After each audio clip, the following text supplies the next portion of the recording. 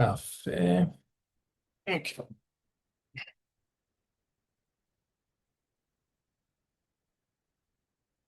Bon. Alors, bonjour tout le monde, je m'appelle André Bursuc, je suis un pédiatre qui a nouvellement commencé à travailler. Essentiellement, j'ai gradué en juin 2024, puis je travaille donc depuis bientôt un an. Cette année, j'effectue également une maîtrise à l'Université de McGill euh, en médecine expérimentale afin d'apprendre comment faire des statistiques principalement avec Dr. Trojan. Et puis, dans 3 mois, donc environ en novembre 2025, je vais quitter pour un an afin de faire une année de surspécialisation en France à l'hôpital Raymond Poincaré dans la gestion de la spasticité. Donc, après m'être présenté, je vais vous présenter finalement aujourd'hui, euh, à la demande de la DPC, des pistes de prise en charge pour des problèmes communs qui sont en attente pour une évaluation en physiatrie. Donc, pour faire un petit peu un survol, je vous explique que ma pratique consiste surtout à recevoir des consultations de la communauté ou bien du CRDS en lien avec des problèmes appendiculaires qui se traitent avec l'échographie en principalement. Donc, pour ce qui est du diagnostic avec l'échographie ou bien des interventions comme des injections. Fréquemment, dans une journée, je vais effectuer des infiltrations de cortisone, des viscosuppléances ou même de PRP. J'évalue également les populations neurologiques pour la gestion de la prise en charge de la spasticité, qui est essentiellement mon principal intérêt de pratique et le sujet dans lequel je vais faire la spasticité. Donc, de la nature de ma pratique, je fais surtout des épaules, des genoux et moins du rachis, mais c'est sûr que ça fait partie un peu aussi de la normale d'un physiatre de voir du rachis et tout ça. Donc, on commence la présentation. Petite,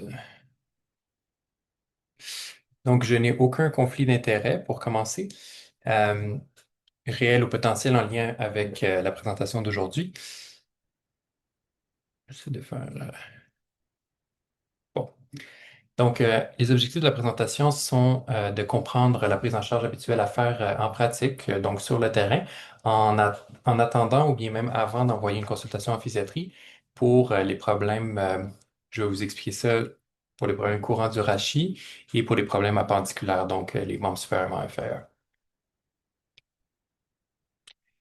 La présentation est supposée durer 30 minutes. Je vais faire 2 minutes pour introduire l'approche diagnostique, ensuite 2 minutes pour l'approche thérapeutique, et puis ensuite environ 3 minutes par région anatomique pour que vous puissiez avoir une organisation simple.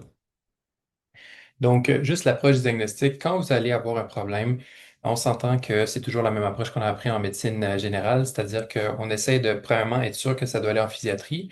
Donc, on va éliminer les drapeaux rouges, comme par exemple les situations où est-ce que le problème est plutôt un trauma, comme une fracture, ou si on a l'impression qu'il y a des symptômes B ou des signes d'appel pour une néoplasie, ou bien si on pense que ça a l'air d'être une condition plus inflammatoire, qui devrait plutôt aller en rhumatologie.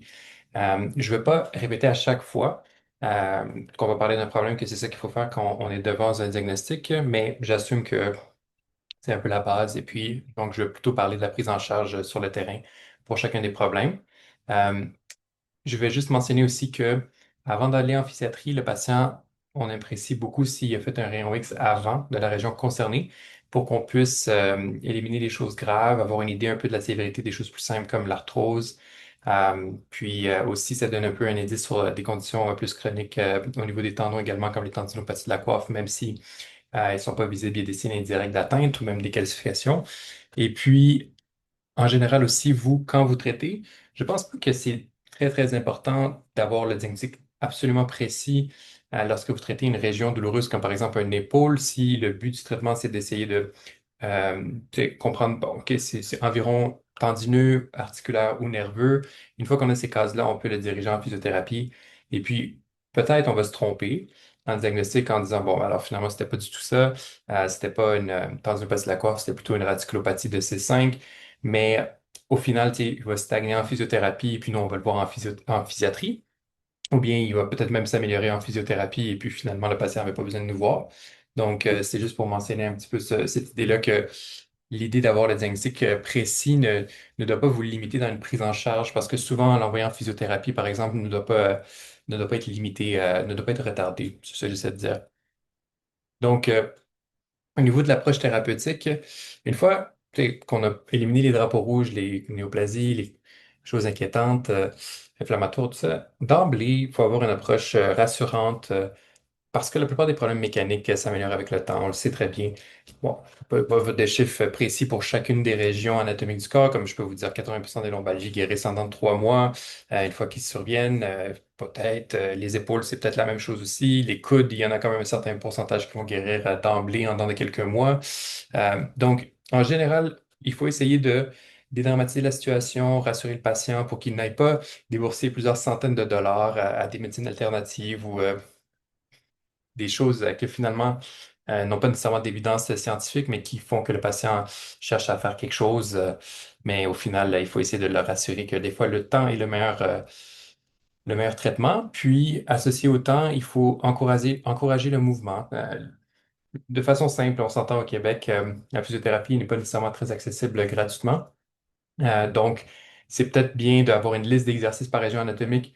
Encore une fois, faites-vous confiance si vous pensez que les exercices que vous jugez pertinents selon les régions anatomiques vous paraissent pertinents, probablement qu'ils le sont.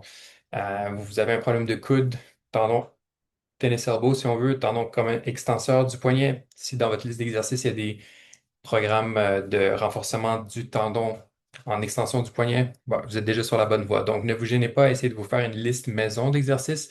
Vous pouvez chercher en ligne, vous pouvez les trouver sur des ressources universitaires, dans les manuels, puis ensuite les imprimer pour que le patient puisse les avoir. Déjà, ça va être une bonne première étape. Puis en plus, ça va être gratuit pour le patient.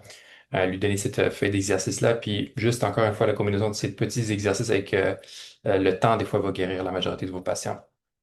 Si vous envoyez en physiothérapie votre patient, si par exemple il y a les moyens ou bien les assurances pour pouvoir aller en physiothérapie, euh, je vous suggère de faire attention que la physiothérapie soit bel et bien prescrite de façon active. Je vais vous montrer un peu mon gabarit de prescription en physiothérapie, c'est-à-dire que vous ne devez pas envoyer votre patient en physiothérapie et puis qu'ensuite il ne fasse que des massages ou bien que de l'acupuncture ou bien que des étirements. Tu sais, ça dépend de la condition. On s'entend pour une capsule, les étirements sont nécessaires, mais je parle pour les problèmes tendineux ou articulaires. Il faut quand même qu'il y ait du renforcement de la structure. Donc, c'est important d'avoir ça en tête quand on prescrit la physiothérapie. Puis, des fois, même questionner le patient. Est-ce que le patient a fait réellement les bons traitements en physiothérapie? Donc, j'ai déjà mentionné qu'il fallait rassurer le patient quant au prognostic, souvent favorable. Si on prescrit des médicaments, c'est très indiqué dans beaucoup de lignes directrices. C'est pas une mauvaise chose, mais ça doit être sur un court terme. Je vous suggère aussi de ne pas oublier de rajouter l'acétaminophène en régulier, en combinaison avec vos anti-inflammatoires que vous prescrivez, parce que souvent l'acétaminophène est oublié un petit peu. Je comprends qu'il est moins, si on veut, soulageant que les anti-inflammatoires non stéroïdiens, mais en même temps, pourquoi ne pas combiner les deux chez les patients qui sont plus réfractaires? Si vous avez l'impression que la douleur est neuropathique, n'hésitez pas à prescrire le prégabalin et le gabapentin. Et s'il vous plaît, évitez les opioïdes le plus possible. Ça inclut même le tramadol, surtout dans les phases aiguës. Comme je vous dis, le temps est souvent un bon facteur de guérison. Des fois, juste laisser le temps passer, on peut éviter de embarquer les patients sur si on veut, des traitements qui ont de l'accoutumance. Et puis, s'il vous plaît, aussi, évitez d'immobiliser le patient, que ce soit avec, c'est-à-dire des orthèses, à moins que je vais vous expliquer rapidement dans quelques moments très précis que ça vaut la peine ou bien éviter de l'immobiliser en lui disant non, ne bougez plus la région, par exemple, s'il a mal au dos, reposez-vous pendant une semaine. C'est comme l'inverse qu'on veut. On veut que le patient bouge, bouge, bouge le plus possible. OK? Donc, ça, c'est environ de l'approche thérapeutique. Donc, voici mon gabarit de prescription de physiothérapie. Essentiellement, je prescris la physiothérapie ou la thérapie du sport, puisque ça dépend des milieux, mais pour que ce soit couvert par les assurances, des fois, j'inclus la thérapie du sport. J'inclus le diagnostic dans la mesure du possible, selon les investigations que j'ai dans le moment que j'évalue le patient. Peut-être, j'ai pas besoin de demander une résonance magnétique pour éviter les coups à l'état. Mais dans le fond, tu sais, tendinopathie de la coiffe chronique, c'est peu suffisant. J'ai pas besoin de décrire le nombre de millimètres de déchirure du supraépineux ou bien si c'est une déchirure transfixiante ou complète, des choses comme ça. Tu sais. Au final, le but, c'est qu'ils fassent des exercices de la région concernée avec des traitements qui sont actifs et minimiser les modalités passives. Donc, c'est environ ça mon gabarit. Si le patient ne s'améliore pas, moi je le vois comme ça. Peut-être on n'a pas le bon diagnostic. Donc au final, quand il vous revient, peut-être si vous voulez, vous pouvez vous lancer dans des investigations ou bien vous pouvez attendre qu'il soit vu en pédiatrie si le délai est pas trop long dans votre région pour que le pédiatre peut-être travaille sur le diagnostic. Souvent, ça va être ça notre rôle parce que, par exemple, si un patient est chronique, peut-être dans le monde, dans un monde idéal, il a le mauvais diagnostic et puis on peut juste rétablir le diagnostic puis le renvoyer faire finalement les exercices qu'il faut en physiothérapie puis il peut guérir de cette façon-là. Peut-être on a fait le mauvais traitement, mais souvent ça va avec le diagnostic aussi. Mais ça peut aussi aller, par exemple, si le physiothérapeute n'a pas fait les traitements actifs suffisamment. Ça peut être finalement la raison pourquoi le patient ne s'est pas amélioré, puis que tu sais, il a fait juste des massages depuis 3 mois. Là, c'est sûr que le patient ne va pas améliorer la condition de son tendon au-delà de ce que le temps aurait fait, là. Et puis sinon, l'observance du patient, on s'entend que la physiothérapie, même si le patient y va une fois par mois, c'est pas suffisant, il faut qu'il fasse l'exercice à la maison aussi. Et puis, on s'entend que le contexte financier est toujours important dans cette dernière, si on veut, raison pour que les patients ne s'améliorent pas. Alors, maintenant, je vais vous parler par région anatomique. Donc, pour le rachis cervical, si on a une douleur localisée, c'est bon de localiser premièrement la douleur soi-même, en se disant, donc, bon, c'est une douleur cervicale, oui, mais est-ce qu'elle est surtout haute, moyenne ou basse, gauche ou droite? Déjà là, vous allez pouvoir vous dire, bon, environ quel problème pourrait être traité en physiothérapie. Faites un rayon X, certainement de la région cervicale. Regardez un peu l'état des choses, l'état de l'arthrose. Si la douleur ne s'en va pas dans le bras, des fois, c'est simplement de l'arthrose facétaire. L'arthrose facétaire, elle est très fréquente au niveau du cou, comme puisque la population est vieillissante.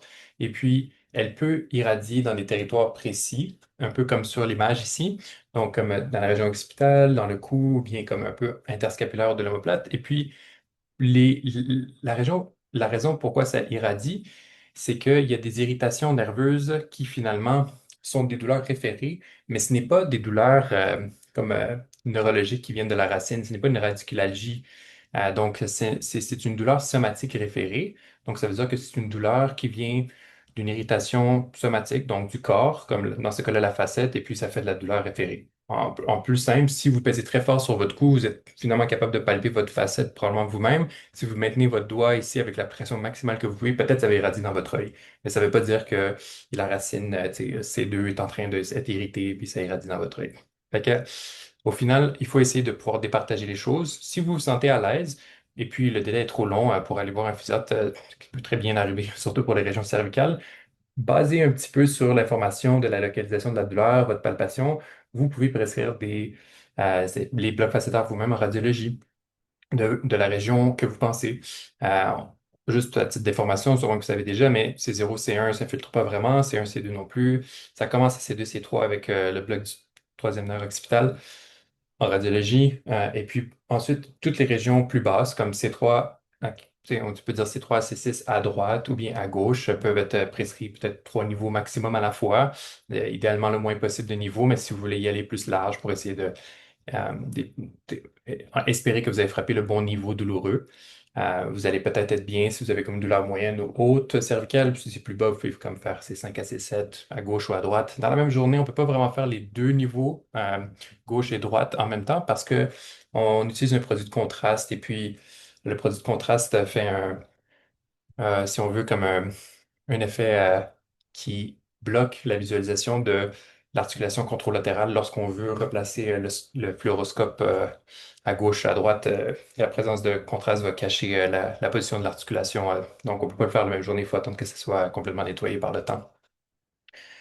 Donc, pour les douleurs cervicales avec une brachialgie, là, c'est l'importance de localiser la racine atteinte. C'est 5, c'est 6, c'est 7. Vous connaissez vos dermatomes, vos myotomes. Euh, Si votre patient ne s'améliore pas avec le temps et le traitement conservateur, qui est toujours la même chose, la physiothérapie, vous pouvez faire un bloc facétaire, non pas une épidurale foraminale. Bien que ça ne plaît pas à l'esprit de se dire, mais pourquoi est-ce que je fais un bloc facétaire? Mais c'est simple, c'est parce que le bloc facétaire soulage quand même le patient. Ensuite, la partie qui est difficile, c'est de se dire, est-ce que je fais une infiltration du bloc facétaire C4, C5 pour la racine C5 ou C plus pour la racine C6? Mais en fait, C'est peut-être un peu compliqué, mais si vous ressortez vos livres d'anatomie, puis je vous donne juste un truc mémotechnique, au niveau cervical, la deuxième, euh, le deuxième niveau osseux qui est mentionné pour une facette représente la racine qui sort entre ces deux facettes. Donc, celle qui est localisée à droite du trait de l'union représente la racine sortante qui est essentiellement entre C4 et C5, la racine C5 sort. Donc, si on veut soulager une radiculalgie de C5, il faudrait faire un bloc facétaire de C4, C5. Ça peut soulager le patient parce que finalement, il y a une contiguïté, une communication de la cortisone entre la facette et puis la racine C5. Ça peut être suffisant pour calmer la douleur. Puis en plus, il y a moins de, si on veut, de risque de la procédure par rapport à une épidurale foraminale qui est parfois quand même effectué, mais là, il faut pratiquement attendre qu'il soit vu en physiatrie. Fait que j'essaie de vous expliquer la chose la plus simple à faire avant de l'envoyer en physiatrie. Ce serait un bloc facétaire. Pour la douleur dorsale est très complexe à traiter, complexe à tu sais, infiltrer aussi, étant donné la vascularisation de la moelle qui peut être risquée dans cette région, même pour des simples blocs facétaires. Donc, dans ce contexte-là, moi, je vous suggère de ne pas prescrire de bloc facétaire pour la région dorsale. Toutefois, continuez avec le traitement conservateur, localisé environ la région, dorsale haut, moyen ou bas, ou un problème de jonction dorso-lombaire. Faites un rayon X également. Si vous êtes inquiet pour des atteintes des nerfs, bien sûr, là, on rentre dans la boîte drapeau rouge et tout ça, faites les imageries nécessaires. Mais dans ce contexte-là, avant de faire des infiltrations, peut-être attendez l'opinion de la physiatrie en espérant que votre patient guérit avec le traitement conservateur. Bon, la douleur lombaire, pardon, pas dorsale. Alors, il y a une erreur ici, excusez-moi. Donc, ce que je veux dire, c'est que la douleur lombaire basse, c'est un peu la même logique que en cervical. Souvent, ça va être facétaire, ça peut être discal, ça peut être nerveux, ça peut être aussi la sacro-iliaque. Prescrivez la physiothérapie basée sur la localisation que vous avez. La douleur peut irradier dans la fesse, dans la cuisse postérieure, rarement en bas du genou, même pour des problèmes facétaires. Mais encore une fois, c'est de la douleur somatique référée. Donc, c'est simplement une irritation tellement importante de la facette qu'elle irradie au niveau de la jambe. Et puis, ça peut répondre à la physiothérapie. Et puis même, ça peut répondre à des blocs facétaires. Pour les blocs facétaires, essayez de déterminer le niveau. C'est souvent lombaire bas. Ouais, il faut y aller large encore. L4 à S1 bilatéral. Si vous pensez que c'est bilatéral, juste d'un côté, c'est juste d'un côté. C'est rarement plus élevé, mais ça peut arriver aussi que ça vient par exemple de L2, L3. Il ne faut pas vraiment se baser juste sur les imageries. Si vous faites un rayon X et puis vous trouvez qu'au final, oui, il semble y avoir une atteinte au rayon X, mais ça ne veut pas nécessairement dire que c'est le générateur de douleur. Par rapport à l'injection épidurale foraminale, pour les douleurs plus radiculaires, souvent les gens vont s'améliorer rapidement avec le temps. Si la sténose elle est très sévère au niveau de la racine et puis vous faites une épidurale foraminale de la racine concernée que vous avez diagnostiquée à l'examen physique, puis à votre évaluation de l'histoire de la maladie actuelle et aussi à l'imagerie, mais pas juste de l'imagerie. Vous pouvez potentiellement le faire par vous-même, mais je vous suggère peut-être d'attendre l'opinion d'un physiatre avant de filtrer en épidural foraminal. Euh, Parce qu'il est possible que le patient s'améliore que très temporairement par rapport à ce genre d'injection-là, parce que finalement, la sténose, oui, elle peut être causée par une partie de l'inflammation de la graisse périneurale qui serait soulagée par la cortisone, mais après, le problème peut revenir s'il y a des ostéophytes, des choses qui ne répondent pas finalement à la cortisone. Et puis peut-être c'était comme plus ça qu'il fallait expliquer au patient. Alors, c'est un peu au cas par cas, mais je suggérerais peut-être de vous limiter au bloc facétaire pour ce genre de problème.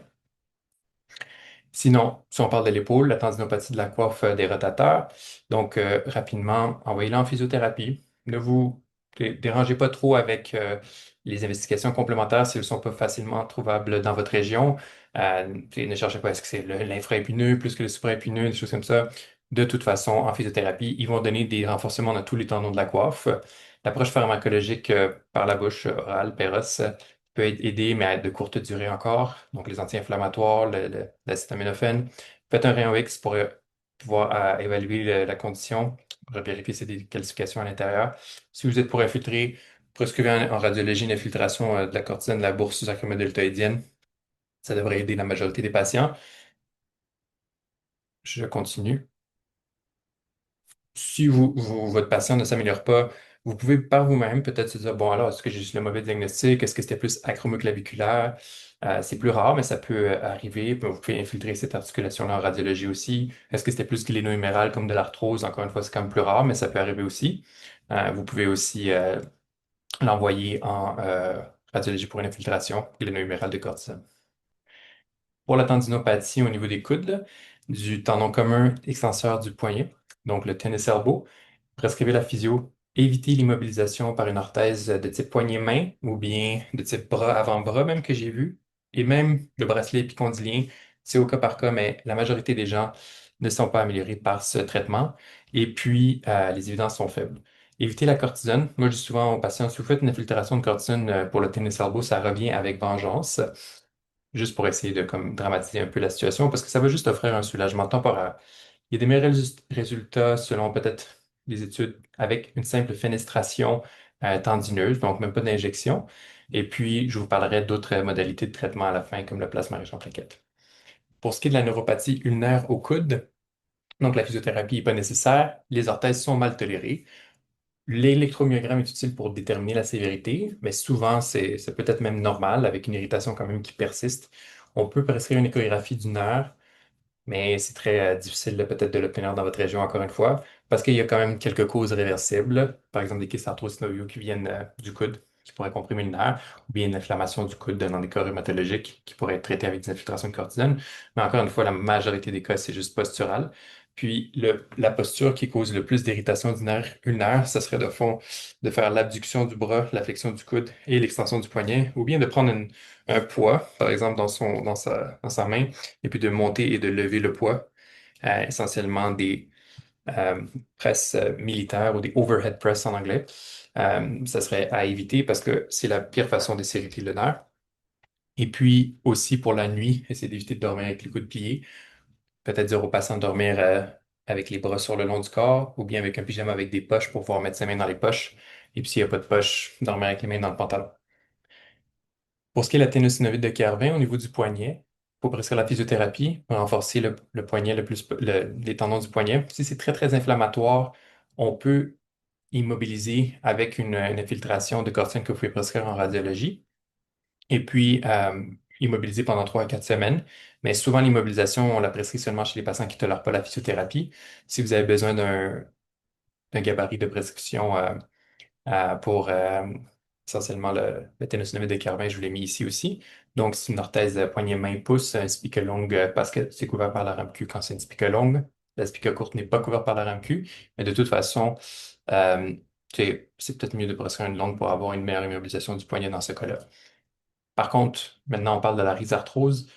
La rhizarthrose, on peut faire de la physiothérapie pour si on veut maintenir l'amplitude articulaire, renforcer les tendons. Mais en pratique, je trouve que c'est peut-être on manque d'expertise au Québec par rapport au problème de la main, ou bien dans ma région, les gens ne s'améliorent pas au niveau de la douleur tant que ça en physiothérapie, mais je trouve que ça aide juste pour l'amplitude articulaire. Les INS topiques peuvent être prescrits, vont mieux tolérer que les Péros. Et puis, au niveau de la compliance, vous pouvez prescrire des orthèses spica courtes comme ce modèle-là ici qui est essentiellement mieux toléré par le patient, mais il n'est pas remboursé par la RAMQ, puis le prix oscille aux alentours de 500 $. Sinon, la Spica longue, elle est remboursée, pardon, par la RAMQ, et puis vous pouvez la prescrire, c'est tellement grosse que la plupart des gens ne veulent pas l'utiliser. Des infiltrations de cortisone peuvent soulager, mais encore une fois, c'est toujours à court terme le soulagement. So, prochaine slide.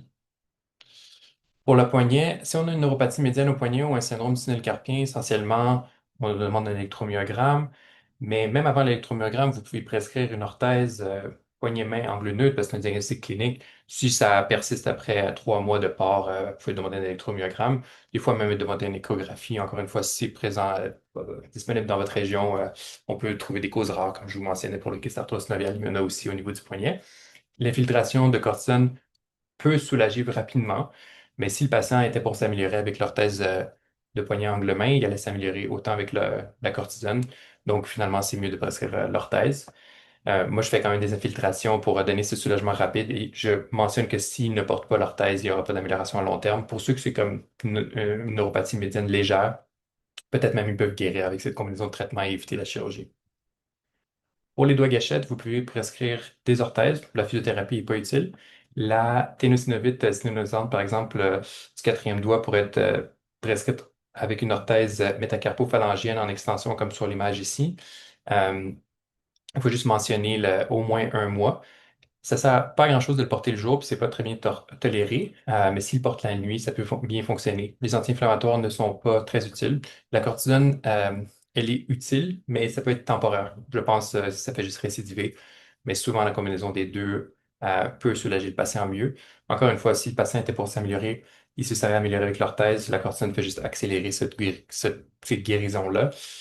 Donc, peut-être la combinaison des deux peut offrir un soulagement rapide, mais ça ne doit pas démotiver le patient à porter son orthèse. Pour la tendinopathie du moyen fessier, on fait la gestion des charges, c'est-à-dire de travail, d'exercice physique, mais même de poids, presque la physiothérapie pour le renforcement. On peut porter la canne du côté opposé, faire un rayon X, pas pour voir est-ce qu'il y a grand-chose, mais des fois il y a des antézophytoses qui démontrent des cas plus sévères. Il peut y avoir même de la coxarthrose, mais il ne faut pas se mélanger. C'est pas que c'est la coxarthrose au rayon X que c'est nécessairement le générateur de douleur. On peut faire des infiltrations pour le tendon moyen fessier, ça offre un soulagement relativement long terme avec de la cortisone. Je vous parlerai du PRP après. Pour la coxarthrose, encore une fois, on essaie de diminuer un peu le poids, la mise en charge, l'exercice physique trop intense avec le poids, c'est-à-dire c'est mieux de faire de la nage, par exemple. On prescrit la physiothérapie toujours active, la canne du côté opposé à la douleur.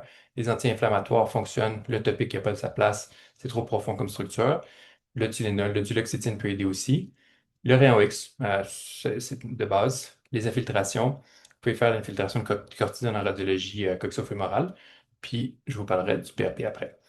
Au niveau de la gynarthrose, même chose, gestion des charges, physiothérapie, canne du côté opposé, anti-inflammatoire, duloxétine, acétaminophène. On peut faire une prescription d'orthèse. Quand vous prescrivez l'orthèse fémoro-tibiale, prescrivez-la en manifestant de côté qui est pire. Par exemple, si sur le rein X, c'est décrit pire en médial qu'en latéral, comme c'est souvent le cas, mentionnez-le pour que l'orthésiste puisse ajuster l'orthèse en fonction. Il faut le prescrire au moins pour 6 mois pour les membres inférieurs pour que ce soit couvert par la RAMQ. N'oubliez pas de marquer port quotidien. Vous pouvez faire une infiltration de cortisone. Ça peut soulager comme temporairement, mais c'est temporaire.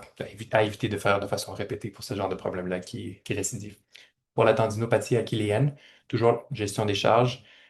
Il faut absolument faire de la physiothérapie avec des exercices excentriques le plus possible pour que le patient s'améliore. Il peut y avoir des thérapies passives, comme par exemple les ondes de choc extracorporelles, mais il faut vraiment qu'il y ait le traitement actif. Vous pouvez prescrire une talonnette, c'est pas très cher, et puis ça fonctionne pratiquement aussi bien que la physiothérapie. Les orthèses de dorsiflexion passive à porter la nuit pendant au moins 3 mois euh, sont très grosses, c'est pratiquement des bottes de ski mal tolérées, mais il y a des évidences que ça aide aussi pour les patients si vous avez tout essayé et que ça n'a pas fonctionné. Faites un rayon X pour regarder un peu s'il y a des calcifications intratendineuses. Vous pouvez faire une infiltration. La cortisone est à éviter parce qu'il y a un risque de rupture.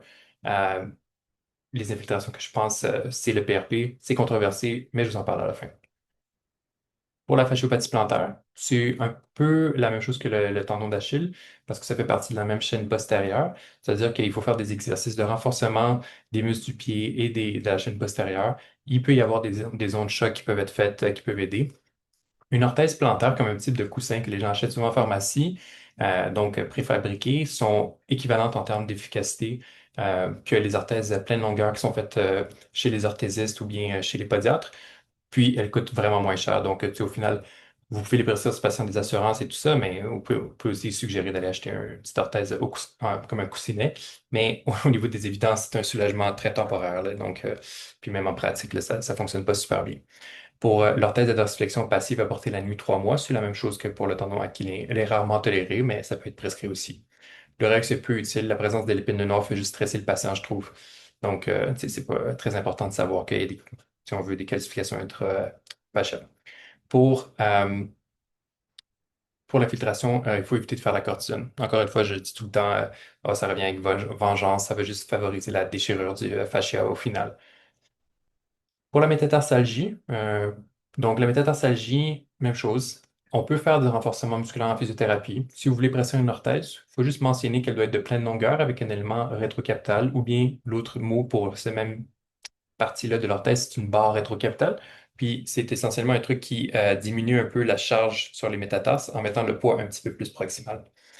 On doit aussi modifier les chaussures, donc il faut que ce soit en trois dimensions. Le soulier doit être assez haut, large et long pour éviter de comprimer les métatarses à l'intérieur du soulier.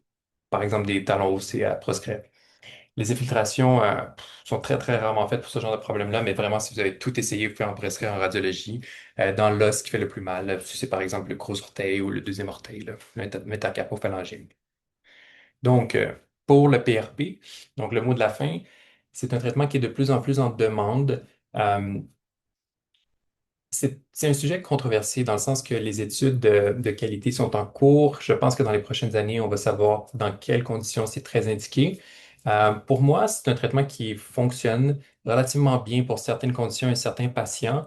Je pense que c'est important que si vous le prescrivez, au moins que vous soyez au courant que le PRP doit avoir un volume de sang initial dans la prise de sang d'au moins 40 millilitres. OK? Plus de sang, mieux c'est parce que plus qu'il y aura de plaquettes à l'intérieur. Et puis, le sang doit être centrifugé deux fois. Souvent, les gens vont dire un double spin. OK?